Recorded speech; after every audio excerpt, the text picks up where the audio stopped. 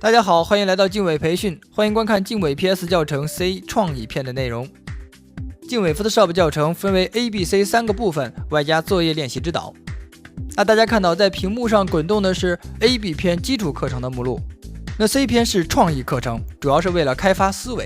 因为操作的时间很长，所以呢，通过快进的方式，让大家呢预先了解一下制作的流程，然后可以登录官网经纬 px.com，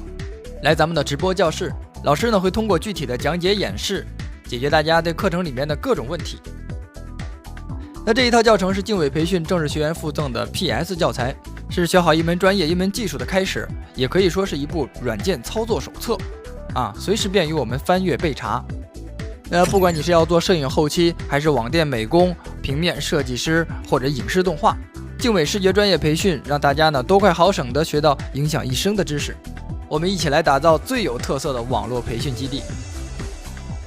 那好的，现在就来看一下这一节要做的是什么呢？